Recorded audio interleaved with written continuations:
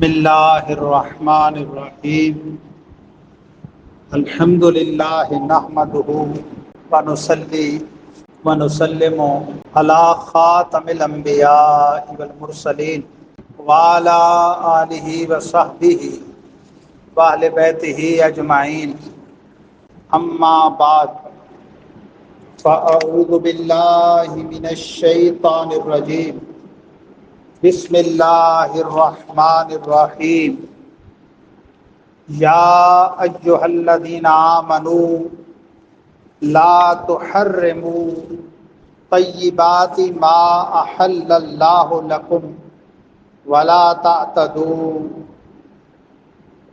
صدق اللہ العظیم وصدق رسولہ النبی الکریم الامین ونحن علی ذلک لمن الشاہدین والشاکرین الحمد للہ رب العالمین ان اللہ وملائکتہ یصلون علی النبی یا ایھا الذین آمنوا صلوا علیہ وسلموا تسلیما صلی اللہ علی النبی الامی وآلہ صلی اللہ علیہ وسلم صلاۃ و سلاما علیک یا رسول اللہ وعلی آلک واصحابک یا حبیب اللہ الصلاۃ والسلام علیک یا خاتم الانبیاء والمرسلین وعلی آلک واصحابک یا حبیب رب العالمین۔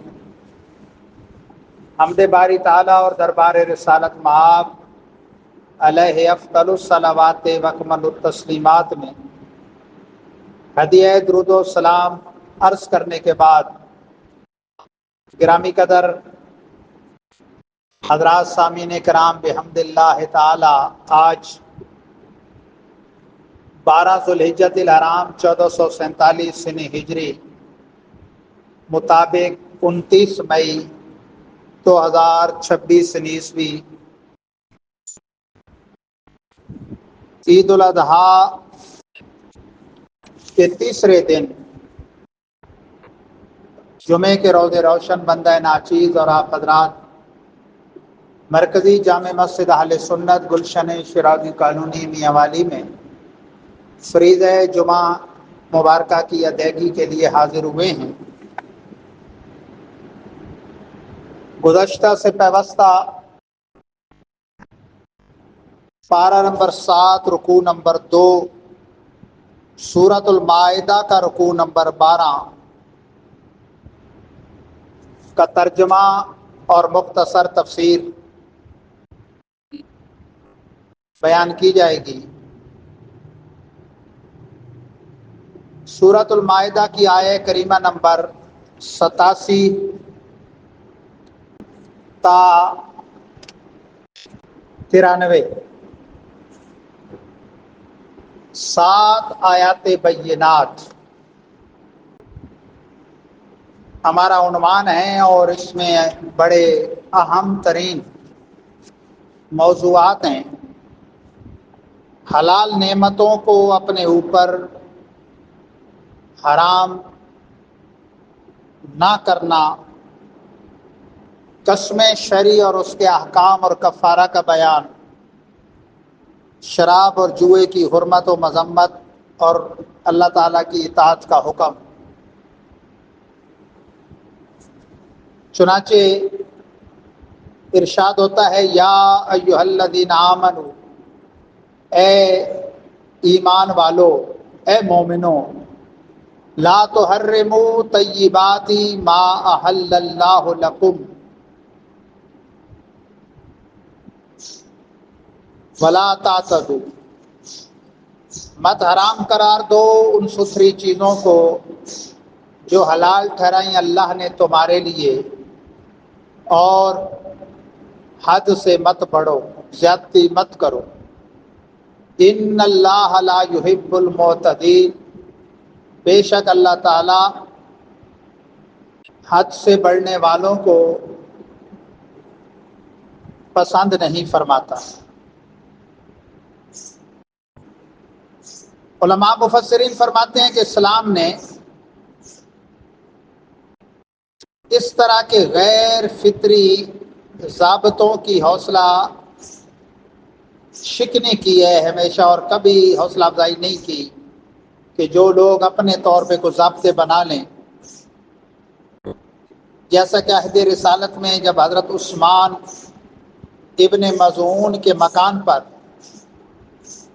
حضرات صدیق اکبر، فاروق مولا علی، حضرت عبداللہ ابن مسعود، حضرت مقداد اور حضرت سلمان رضی اللہ تعالیٰ عنہ نے اکٹھ کیا اور اس بات پر اتفاق کیا کہ جتنی ہماری عمر ہے اس میں دن کو روزہ رکھیں اور رات عبادت میں گزاریں، اور بچھونے پر نہ سوئیں، جب بھی لیٹیں عام سادی زمین پر لیٹیں، اور گوشت اور چربی نہ کھائیں، اور عورتوں کے پاس نہ جائیں، اور بالکل ترک دنیا کر کے کمبل پوش بن کر ادھر ادھر گھومتے رہیں، درویشی اور فقر اختیار کر لیں. ان کے اس ارادے کی خبر جب رسول پاک کو ہوئی تو آپ نے فرمایا کہ تم لوگوں نے جو منصوبہ بندی کی ہے اس کے تم شرع شریف کی جانب سے پابند نہیں کیے گئے. یاد رکھو تمہارے اوپر تمہارے نفس کا حق ہے، تم روزہ بھی رکھو، افطار بھی کرو، رات کو عبادت بھی کرو، آرام بھی کرو. مجھے دیکھو میں عبادت کے واسطے اٹھتا بھی ہوں اور سوتا بھی ہوں، روزہ رکھتا بھی ہوں اور افطار بھی کرتا ہوں، گوشت اور چربی بھی استعمال کرتا ہوں، ازواج کے پاس بھی جاتا ہوں. تو سن لو جو میری سنت سے باز رہے گا اور اس سے منہ پھیرے گا وہ مجھ سے نہیں، اور میرے پیش کردہ جو دین ہے وہ دین ہے، اور اس سے ہٹ کے جو راہ ہے وہ دین فطرت سے دور ہے. تو گویا اللہ تعالیٰ نے فرمایا ایمان والو اللہ کی حلال کردہ چیزوں کو اپنے اوپر حرام مت کرو. جو بعض بزرگوں نے بعض مباح چیزیں چھوڑی ہیں وہ نفس کے معالجہ کے طور پہ، علاج کے طور پہ چھوڑی ہیں. ان سے وہ سلوک نہیں کیا کہ جیسے حرام چیزوں سے کیا جاتا ہے، یا از خود اگر اپنی نفس خوشی کے لیے کوئی چیز چھوڑی ہے تو یہ نہیں کہ وہ دوسروں پر بھی لاگو کی. تو ہماری شریعت مطہرہ میں رہبانیت نہیں، لا رہبانیت فی الاسلام، اسلام میں رہبانیت نہیں. جیسے یہود و نصارہ میں جو لوگ اپنے طور پہ ترک دنیا کرنا چاہتے تھے تو وہ دنیا سے بالکل منہ موڑ کے غاروں میں گھس جاتے تھے. وہ کمال نہیں ہے. دنیا میں رہ کے دل کو دنیا میں ایسا معلق نہ کیا جائے کہ یاد الہی سے غافل ہو اور بالکل ڈوب جائے اس میں. یہ ہمارے آقا کے سنت طریقہ ہے کہ دل کو دنیا میں معلق نہ کیا جائے، لگایا نہ جائے، لیکن جو اللہ تعالیٰ نے ذمہ داریاں دی ہیں وہ بھی پوری کی جائے اور اللہ تعالیٰ کی یاد سے بھی غافل نہ ہو.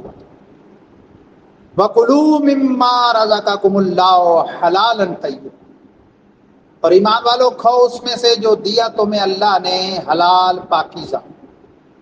وَاتَّقُوا اللَّهَ الَّذِي أَنتُم بِهِ مُؤْمِنُونَ، اور ڈرو اللہ سے جس کو تم مانتے ہو، جس پر ایمان لاتے ہو، اس ذات سے ڈرو. یعنی تقاضا ایمان یہ ہے کہ انسان اپنے اندر تقوی پیدا کرے، ان امور سے کنارہ کشی کرے جن سے روکا گیا، اور جو مباح ہیں ان کو استعمال میں لائے جو حلال ہیں. اس آیہ کریمہ کے نازل ہونے کے بعد صحابہ کرام نے عرض کیا یا رسول اللہ ہم نے جو اس پر قسم کھائی ہے اسے کیا کریں؟ یعنی وہ جو جمع ہوئے تھے چند صحابہ کرام اور انہوں نے اس طرح کا ارادہ کیا تھا کہ بالکل ترک دنیا کریں گے. حضرت عثمان ابن مظعون کے مکان پر یہ جمع ہوئے تھے، اور یہ وہ صحابی ہیں جن کی مدینہ منورہ میں جنت البقیع میں سب سے پہلی قبر ان کی بنی. تو سرکار نے پھر وہ منع فرما دیا. تو اب انہوں نے عرض کی یا رسول اللہ ہم نے جو قسمیں اس پر اٹھائی تھیں. تو اس پر اللہ تعالیٰ کا حکم آ گیا لا یؤاخذکم اللہ باللغو فی ایمانکم ولکن یؤاخذکم بما عقدتم الایمان. نہیں مواخذہ فرماتا اللہ تمہاری لغو قسموں میں، ہاں لیکن وہ مواخذہ کرتا ہے تمہارا، پکڑے گا تمہیں اس پر جو تم نے مضبوط قسمیں اٹھائیں. فکفارتہ اطعام 10 مساکین من اوسط ما تطعمون اہلیکم او کسوتہم او تحریر رقبہ. تو جو یمین لغو ہے اس کا تو اعتبار نہیں. جو یمین منعقدہ ہے اس کا کفارہ 10 مسکینوں کا کھانا ہے درمیانی درجے کا جو تم اپنے گھر والوں کو کھلاتے ہو، یا پہناوا ہے یعنی کپڑا ہے، یا ایک غلام آزاد کرنا. فمن لم یجد فصیام 3 ایام. تو جو یہ نہ پائے یعنی کھانے کی گنجائش نہیں رکھتا، کھلانے کی مسکینوں کو یا کپڑا پہنانے کی، یا غلام جیسے آج کل تو ہے ہی نہیں، یا جب تھے تو اس کی استطاعت نہیں رکھتا، تو وہ 3 دن کا روزہ رکھے. ذالک کفارۃ ایمانکم اذا حلفتم. یہ کفارہ ہے تمہاری قسموں کا جب تم حلف اٹھاؤ. فاحفظوا ایمانکم، اور اپنی قسموں کا خیال کرو. کذالک یبین اللہ لکم آیاتہ لعلکم تشکرون. اسی طرح بیان فرماتا ہے اللہ تمہارے لیے اپنی آیتیں تاکہ تم اس کے شکر گزار بنو. یاد رکھیں قسم کی 3 قسمیں. ایک یمین عربی میں قسم کو کہتے ہیں، اس کی جمع ایمان. ایک تو ایمان لفظ ہوتا ہے نا، ایمان تو ہمارے یقین کو کہتے ہیں جو ہم اللہ رسول کی توحید و رسالت پہ یقین رکھتے ہیں. ایمان یمین کی جمع ایمان، قسمیں یمین قسم. تو ایک ہے یمین لغو، ایک ہے یمین غموس، اور ایک ہے یمین منعقدہ. یہ جو کفارہ ہوتا ہے یہ یمین منعقدہ پہ ہوتا ہے. یمین لغو ہے ایسی قسم جو بیکار قسم کی ہے، ایسی بات پر جس سے شریعت نے کرنے کا حکم دیا اور آپ قسم اٹھاتے ہیں کہ نہیں کروں گا، تو وہ توڑ دینی لازم ہوتی ہے. یمین غموس ہے ماضی کی جھوٹی قسم، اس پہ توبہ کرے، کفارہ مالی نہیں. ماضی کے بارے میں گزرے ہوئی بات کے بارے میں اس سے مثلا پوچھا جاتا ہے چوری کی ہے تم نے، فلاں چوری ہوئی ہے تم نے کی ہے، وہ جھوٹی قسم اٹھاتا ہے جب کچھ نے کی ہے، تو وہ جھوٹ ہے. قسم اٹھا کے جھوٹ بولنا اور بڑا جھوٹ ہے. اس پہ توبہ کرے سچی، اس پہ مالی کفارہ نہیں. مالی کفارہ ہوتا ہے مستقبل کی قسم اٹھائے اور پھر وہ کام کر بیٹھے. مثلا کہا جوا نہیں کھیلوں گا، شراب نہیں پیوں گا، ماں باپ کو گالی نہیں دوں گا، اور پھر وہ کیا. توبہ بھی کرے اور پھر کفارہ دے. یہ کفارہ کب لازم آئے گا؟ جب قسم توڑ دی. یہ نہیں کہ پہلے کفارہ دے دوں اور پھر قسم توڑ دوں، پھر کفارہ لازم آئے گا. تو جو یمین لغو ہے اس پر کوئی مواخذہ نہیں، نہ گناہ نہ کفارہ. مثلا دور سے کسی چیز کو دیکھ کر کہا کہ یہ فلاں شے ہے، اور پھر قسم کہا کہ کہے کہ یہ واقعی فلاں شے ہے، حالانکہ وہ اس طرح نہ ہو، یعنی اپنے گمان میں یہ وہ کر سمجھ رہا ہے، تو یہ لغو ہے. اس پر کسی قسم کا مواخذہ نہیں، نہ گناہ نہ کفارہ. اور کوئی زمانہ ماضی یا حال کے تعلق سے جھوٹی قسم کھائے، جیسے میں نے بتایا یمین غموس، مثلا کہے کہ میں نے یہ کام کیا حالانکہ نہ کیا ہو، یا کہے کہ مثلا وہ مقروض ہے حالانکہ اس پر کوئی کسی قسم کا قرض نہیں، اس کو یمین غموس کہتے ہیں. یہ اس نے جھوٹی بات کی ہے، گناہ ہے کفارہ نہیں، اور گناہ کبیرہ ہے، توبہ لازم. یمین منعقدہ زمانہ مستقبل میں کسی کام کو کرنے یا نہ کرنے کے تعلق سے قسم کھائی اور پھر اس کا الٹ کیا، اب اس کا کفارہ ہے 10 مسکینوں کو. مسکین وہ ہے کہ کھانے کا ہے تو پہننے کا نہیں، پہننے کا ہے تو کھانے کا نہیں. 10 غریب ترین بندوں کو 2 وقت کا کھانا کھلائے.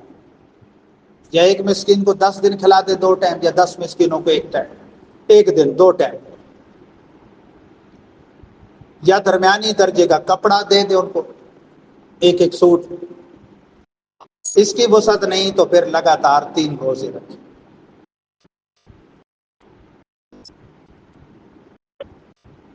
یہ اسلام نے قسم کا کفارہ رکھا ہے۔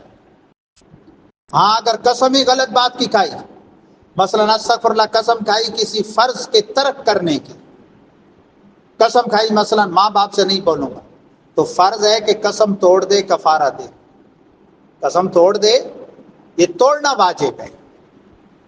اور جیسے وہ جو غلط کام چھوڑنے کی قسم کھائی ہو وہ پوری کرنی ضروری ہے، توڑے گا تو توبہ بھی کرے اور کفارہ بھی دے۔ فرض ترک کرنے کی کھائی ہے تو پھر پہلے تو قسم توڑے، حانث خود بنے، اور پھر اس کا کفارہ دے۔ پھر آگے پروردگار عالم جل جلالہ نے ارشاد فرمایا، اور یہ بھی ایک حرام فعل سے متعلق ہے، فرمایا یا ایھا الذین آمنوا انما الخمر والمیسر والانصاب والازلام رجس من عمل الشیطان فاجتنبوہ لعلکم تفلحون۔ اے ایمان والو، بے شک شراب نوشی اور بے شک جوا اور بے شک بت اور بے شک پانسے، یہ ناپاک عمل شیطانی میں سے فاجتنبوہ لعلکم تفلحون، تو ان سے بچو تاکہ فلاح پاؤ۔ یہ سورۃ المائدہ کی آیت نمبر 90 ہے، 7ویں پارے کا دوسرا رکوع۔ 4 چیزوں کی حرمت بیان فرمائی اور فرمایا یہ عمل شیطانی، فلاح پانے کے لیے ان سے بچو۔ شراب نوشی، جوا بازی، بت پرستی اور پانسے۔ پانسے کیا یہ میں بتاتا ہوں۔ سب سے پہلی چیز ہے خمر۔ خمر کا حقیقی اطلاق انگوری شراب پہ ہوتا ہے، اور پھر جو بھی اس والا وصف اپنے اندر رکھتی ہے، یعنی نشہ۔ آج کل تو بہت ناموں کی آ گئی اور مختلف قسم کی آ گئی۔ پہلے لوگوں کا طریقہ کیا ہوتا تھا؟ اللہ تعالیٰ نے تدریجاً اس کو منع کیا نا۔ 4 آیتیں اس کے بارے میں، پہلی مکہ معظمہ میں اتری، وَمِن ثَمَرَاتِ النَّخِيلِ وَالْأَعْنَابِ تَتَّخِذُونَ مِنْهُ سَكَرًا وَرِزْقًا حَسَنًا، کہ میوے سے، کھجوروں کے اور انگوروں کے لیتے ہو تم اس سے نشہ کرنے والی چیزیں اور اچھا رزق۔ یعنی اسے نشہ اور مشروب بھی بناتے ہو اور اپنے تجارت کا ذریعہ بھی بناتے ہو، 2 فائدے اٹھاتے ہو۔ اس زمانے میں شراب حلال تھی، اس لیے یہ انداز اختیار فرمایا شریعت نے۔ دوسری جب حضرت فاروق اعظم اور حضرت معاذ بن جبل نے شراب اور جوئے کے بارے میں رسول پاک سے پوچھا تو جواب نازل ہوا، قل فیہما اثم کبیر ومنافع للناس، ابھی فرما دو ان میں بڑا گناہ ہے اور لوگوں کے کچھ نفع کی باتیں۔ نفع کی باتیں یہی ہیں کہ وہ اسے تجارت کرتے تھے، بیچتے تھے۔ خاص طور پہ کفار جو ہے وہ تو حرام حلال کے لگتے کچھ نہیں تھے۔ تیسرا موقع آیا، حضرت عبد الرحمن بن عوف صحابی ہیں، ان کے ہاں دعوت ہوئی، جیسے آج کل بھی بقرعید میں دعوتیں چل رہی ہیں، تو بعض مسلمانوں نے شراب پی کر مغرب کی نماز جب شروع کی تو نشہ تو تھا، تو امام نے سورہ قل یا ایھا الکافرون میں لفظ لا جہاں جہاں ہے وہ بحالت نشہ ادا نہیں کی۔ یعنی معنی تو یہ تھا نا کہ اے کافرو، لا عبدو ما تعبدون، جن کو تم پوجتے ہو میں ان کو نہیں پوجتا۔ تو جہاں جہاں لا رہ گیا تو معنی بنتا ہے میں پوجتا ہوں تمہارے بتوں کو، حالانکہ مسلمان کا تو یہ عقیدہ نہیں اور نہ مسلمان اس کا تصور کر سکتے۔ تو پھر حکم آیا لا تقربوا الصلاۃ وانتم سکارى، نشے کی حالت میں نماز کے قریب مت۔ یہ تیسرا موقع۔ چوتھی دفعہ جب عتبان بن مالک نے ضیافت کی اور بعض مسلمانوں کوکین میں حضرت سعد ابن ابی وقاص بھی تھے جو فاروق اعظم کے گورنر تھے، دیوار چین کے ساتھ ان کا مزار ہے۔ مہمان بلایا، کھانے کے بعد شراب کا دور ہوا، نشے میں حالت سعد بن وقاص نے ایک شعر جس میں انصار کی مذمت تھی، وہ ایک دوسرے پر شعر پڑھا کرتے تھے نا زمانہ جاہلیت، تو ان شعروں میں سے ایک شعر پڑھ دیا۔ مجلس والوں نے حضرت سعد کو اونٹ کی ہڈی مار کر زخمی کر دیا۔ ان کے گھروں میں تو یہ چیزیں ہوتی تھی۔ تو حضرت سعد کی اس بات کی شکایت جب بارگاہ رسالت میں ہوئی کہ انہوں نے اس طرح شعر پڑھ کے فتنہ بپا کیا ہے، تو حضرت فاروق اعظم نے دعا کی، اللہم بین لنا فی الخمر بیانا شافیا، اے اللہ ہمارے لیے شراب کے بارے میں شافی بیان اتار دو۔ حضرت فاروق اعظم وہ ہیں کہ شیخ محقق لال اطلاق شاہ عبدالحق محدث ذیلوی فرماتے ہیں قرآن پاک میں 20 مقامات ایسے ہیں کہ حضرت فاروق کے دل میں جو خیال آیا قرآن اتر پڑا۔ ہم ادباً یہ نہیں کہتے کہ قرآن ان کی رائے کے موافق ہو گیا، کیونکہ وہ تو ازلی کلام ہے، اللہ نے ان کی رائے کو 20 مقام پر قرآن کے موافق کر دیا۔ اور فارسی شرح لمات اشیاء اللمات میں انہوں نے یہ بات کی ہے، اور لمات التنقید جو عربی شرح ان کی مشکات کی، اس میں وہ 20 ایتیں گنوائی بھی، جن میں سے ایک یہ بھی ہے جو ہمارا موضوع چل رہی ہے، یا ایھا الذین آمنوا انما الخمر والمیسر والانصاب والازلام رجس من عمل الشیطان فاجتنبوہ لعلکم تفلحون۔ یہ توجہ کیجیے گا، اگلی 2 آیتوں کا میں صرف ترجمہ کروں گا۔ یہ بات آپ آج اکثر ماشاءاللہ بیٹھی بزرگ ہیں، کیونکہ نوجوان تو غائب ہیں، وہ کوئی تالاب پہ دعوتیں اڑا رہے ہوں گے، کوئی کہاں پہ، لیکن آپ کے ذریعے بھی اگر یہ پیغام پہنچ جائے گا اور کسی کی اصلاح ہو جائے گی تو ہماری آخرت بہتر ہو جائے گی۔ 4 چیزیں جو بیان فرمائی نے، الخمر، اس کے بارے میں حدیث پاک میں ہے الخمر ام الخبائث، شراب نوشی ساری خباثتوں کی جڑ ہے۔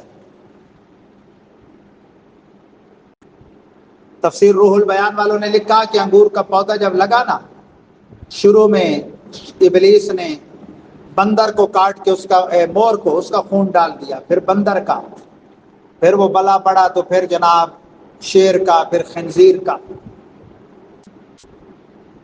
انگوری شراب کے رسیا جو ہوتے ہیں ان میں کہا کہ یہ 4 خصلتیں پائی جاتی ہیں۔ شروع میں اس کا رنگ مور کی طرح چمکتا دمکتا ہے، پھر وہ بندر کی طرح اچھل کود کرتا ہے، پھر شیر کی طرح دھاڑتا ہے، اور پھر خنزیر کی طرح مست ہو کے ساری خباثتیں کرنے کے بعد سو جاتے ہیں۔ ماں بہن کی جو تمیز اٹھا دینے والی چیز ہے، یہ وہ نحوست ہے۔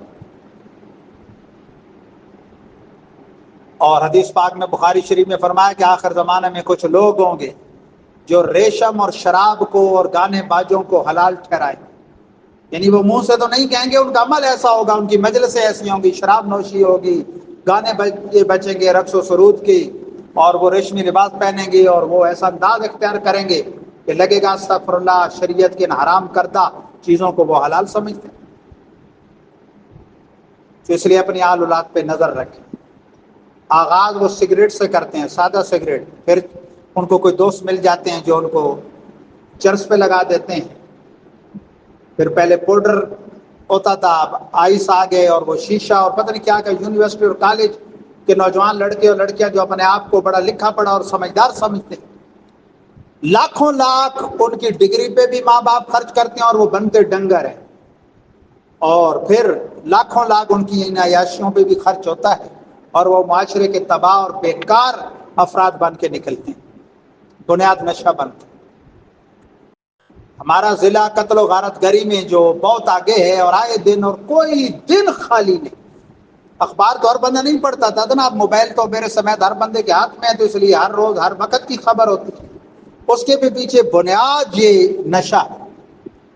اب تو وہ بزرگوں کو، پٹھوں کے مریضوں کو وقتی طور پہ مضبوط رکھنے کے لیے وہ کیپسول آیا ہے، ایسے خبیث بھی ہیں کہ وہ کیپسول انہیں نہ ملے تو وہ میڈیکل سٹور والوں کو ہی مار دیتے ہیں۔ اور وہ جب لیتے ہیں تو سمجھتے ہیں بس وہی ہیں زمین پر اور تماشا بنا ہوا ہے، اور لئی با کر ایک دوسرے کو جب وہ پھبتیاں کستے ہیں اور جملے کستے ہیں تو پھر خون کھولتا ہے اور پھر وہ عملی اقدام کرتے ہیں۔ تین تین گھر اجڑتے ہیں ایٹ اے ٹائم، قاتل کا، مقتول کا، اور پھر ظاہر ہے وہ قاتل یا مقتول آگے وہ بھی کسی گھر سے وابستہ ہوتا ہے سسرالی رشتے میں۔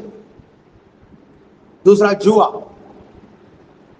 میسر، میسر کو میسر اس لیے کہتے ہیں، میسر اور یسر کا ایک معنی ہے آسان ہونا، اس میں بڑی آسانی سے پیسہ آ جاتا ہے یا چلا جاتا ہے، اور اس کو عربی میں قمار بھی کہتے ہیں۔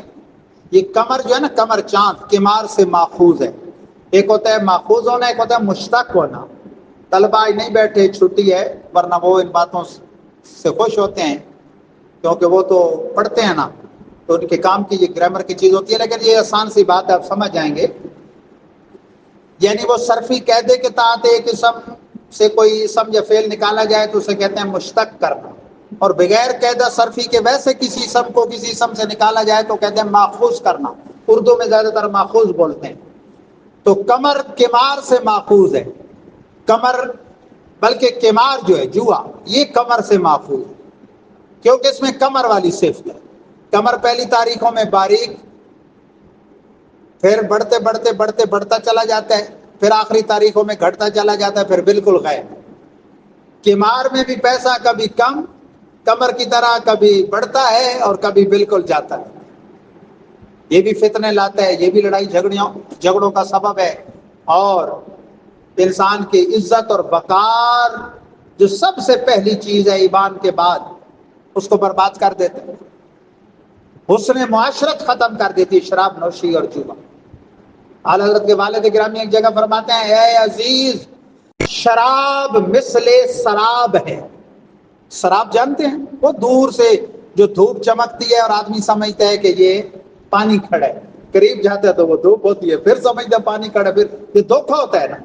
تو فرمایا، اے عزیز، شراب مثل سراب ہے، اور لکھنے میں ایک جیسے ہیں، سراب اور شراب، لیکن شراب پر شین پہ 3 نقطے ہیں۔ فرماتے ہیں اس کے 3 نقطے 3 ہلاکتوں کی طرف اشارہ ہیں، دنیا کی ہلاکت، قبر کی ہلاکت، آخرت کی ہلاکت۔ بالانصاب، نسب سے، نسب کہتے ہیں یہ نسب ہے، یہ نسب کھڑا ہے، یہ چیز کو قائم کھڑی ہو نا تو نسب۔ انصاب، بت، پتھر، یا اس سے مراد ہے بت ان کے جن کو پوجتے تھے، یا وہ پتھر جن پہ بتوں کی بھیڑ چڑھاتے تھے۔ فرمایا، اے ایمان والو، شراب نوشی، جوا اور ان پتھروں سے بچو۔ والازلام، 500 سے بچو۔ تیر، وہ 3 تیر رکھتے تھے، ایک خالی، ایک پہ ایک حصہ، دوسرے پہ 2۔ اچھا، وہ بدفالیاں کرتے تھے، بدشگونیاں جو شریعت میں منع ہے، جیسے ابھی تک ہندوؤں کے ساتھ رہنے کی وجہ سے بعض لوگوں میں ابھی تک ہے، کالی بلی راستہ کاٹ لے، او نہیں سفر پہ نہیں جانا، یہ ہندوؤں کی سوچ ہے، اور ہندوؤں کے پیچھے مشرکین مکہ کی یہ سوچ تھی۔ وہ ترکش میں ڈالتے 3 تیر، ایک نکالتے، اس میں لکھا ہوتا اچھا تو کہتے سفر اچھا کرو، برا تو برا ہے بھائی نہیں کرنا، خالی تو خالی، اب مرضی ہے۔ اور بعضوں کا یہ طریقہ تھا، 10 تیر ہے نا، کسی پہ ایک نشان لگا دیا، کسی پہ 2، کسی پہ 3، کوئی خالی چھوڑ دیا۔ 10 بندوں نے اکٹھا برابر قیمت دے کے ایک جانور اونٹ ذبح کیا تو اصولی طور پہ تو ساروں کا برابر گوشت ہونا چاہیے نا، 10 کے پیسے جو برابر تھے، لیکن وہ ترکش میں ایسے ڈال دیتے 10 تیر، کہتے آپ اندازے سے ایک ایک نکالو، جس کے تیر پہ ایک نشان لگا ہوتا وہ گوشت کا ایک حصہ لیتا، جس کے 2 لگے ہوتے 2 لیتا، جس کے 3، جس کا خالی خالی، یہاں سے میں جھگڑا پڑ جاتا۔ تو یہ سارے فتنے کے کام تھے۔ تو فرمائے مومنو، شراب نوشی، جوئے، بت پرستی اور یہ تیر 500 سے بچو، یہ عمل شیطانی ہے، بچو اس سے تاکہ فلاح پائے، تو اپنی آل اولاد کو بچائیں۔ آخری 2 آیتوں کا ترجمہ سن لیں۔ فرمایا خرابی کیا ہے، انما یرید الشیطان ان یوقع بینکم العداوۃ والبغضاء فی الخمر والمیسر ویصدکم عن ذکر اللہ وعن الصلاۃ، سوائے اس کے نہیں کہ شیطان ارادہ کرتا ہے کہ تمہارے واقع کرے تمہارے درمیان عداوت اور بغض، شراب کے اندر اور جوئے کے اندر، اس کا مقصد اس کے علاوہ کچھ نہیں۔ کہ وہ شراب نوشی اور جوئے میں لگا کے تمہارے اندر بغض اور عداوتیں ڈال دی، خاندان کے خاندان اجڑ گئے. گھر میں بعض اوقات ایک بندہ ہوتا ہے، اس کی وجہ سے خاندان کے خاندان اجڑ گئے. تو سارے مل کے پیار سے اس کو سدھارے. غصہ کر کے جو کہتے ہیں نا اسے جاؤ گھر سے نکل جاؤ، وہ اور انہیں صحبتوں میں جا کے بیٹھتا ہے. یہ بھی طریقہ غلط ہے. وَيَصُدَّكُمْ عَنْ ذِكْرِ اللَّهِ وَعَنِ الصَّلَاةِ، اور روکتا ہے تمہیں ذکر خدا سے اور نماز سے. اسے ساتھی کوئی اٹھ کے جا بھی رہے ہو نا نماز کی طرف، کہے آؤ بھائی، ہاں تم جاؤ میں آ رہا ہوں، تم جاؤ میں آ رہا ہوں. وہ واپس آ جائیں گے، پھر جائیں گے، پھر اگر 5 نمازیں بھی اس طرح وہ دا کر کے آ جائے وہ بیٹھا ہوگا. فَأَنْتُمْ مُنْتَهُونَ، تو کیا اب تم باز آؤ گے؟ یعنی اتنی اس کی بدبختیوں کے شیطان تمہارے درمیان بغض اور عداوت ڈال دیتا ہے کہ اے مومنو کیا آپ باز آؤ گے؟ وَأَطِیعُوا اللَّهَ وَأَطِیعُوا الرَّسُولَ وَاحْذَرُوا، تو اطاعت کرو خدا کی اور اطاعت کرو رسول خدا کی، اور بچو ان چیزوں سے، ڈرو. فَإِن تَوَلَّيْتُمْ فَاعْلَمُوا أَنَّمَا عَلَىٰ رَسُولِنَا الْبَلَاغُ الْمُبِينُ، تو اگر تم نے منہ پھیرا تو جان رکھو سوائے اس کے نہیں کہ ہمارے رسول پر تو صاف صاف پہنچانا ہے. رسول کا منصب ہے صاف اللہ کا پیغام پہنچانا. آگے کوئی عمل کرتے تو اس کا اپنا فائدہ ہے، نہیں کرتا تو خود خسارے. لیس علی الذین آمنوا وعملوا الصالحات جناح فیما طعموا اذا اتقوا وآمنوا وعملوا الصالحات ثم اتقوا وآمنوا ثم اتقوا واحسنوا واللہ یحب المحسنین. فرمایا نہیں ہے ان پر جو ایمان لائے اور اچھے عمل کیے کچھ گناہ اس میں جو انہوں نے چکھ لیا، جبکہ وہ ڈرے اور ایمان لائے اور اچھے عمل کیے، پھر کانپ اٹھے اور ایمان لائے، پھر تھر تھرا اٹھے اور اچھے عمل کیے، نیک کردار ادا کیا، اور اللہ نیکوکاروں کو پسند کرتا ہے. اس کا مطلب یہ ہے کہ بعض صحابہ نے سوال کیا یا رسول اللہ، منع سے پہلے جنہوں نے پی تھی اور دنیا سے چلے گئے، یا جب یہ آرڈر آیا ہے اور مدینہ منورہ کی گلیوں میں ایسے لگتا تھا سیلاب آ گیا، مٹکے کے مٹکے گھروں میں موجود ہوتے تھے نا، ان کا مشروب تھا جب منع نہیں تھا، انگور اور کھجور کے شراب، انہوں نے بات دیے فوراً. تو یا رسول اللہ جن کو اس حکم کا بھی پتہ نہیں ان پر، تو فرمایا کہ جو دنیا سے چلے گئے جب حرمت کا حکم ہی نہیں تھا ان پر کوئی حرج نہیں، یا جن کو ابھی پتہ نہیں چلا ان پر کوئی حرج نہیں. تو اب تو ساری دنیا کو پتہ ہے، ان پڑھ سے ان پڑھ کو بھی پتہ ہے، اور یہ بھی پتہ ہے کہ دین دنیا میں اس کے خسارے ہی خسارے ہیں، مال کا خسارہ، عزت کا خسارہ، جان کا خسارہ، قبر و حشر کا خسارہ. اللہ تعالی ہم سب کو، بالخصوص یہ جو موقع ہوتے ہیں عیدین کے، ان پہ یہ بہت فتنہ ہوتا ہے یہ شراب نوشیوں اور جوئے بازیوں کا، اللہ تعالیٰ ہمیں شر شیاطین سے محفوظ و مامون فرمائے. بآخر دعوانا الحمدللہ.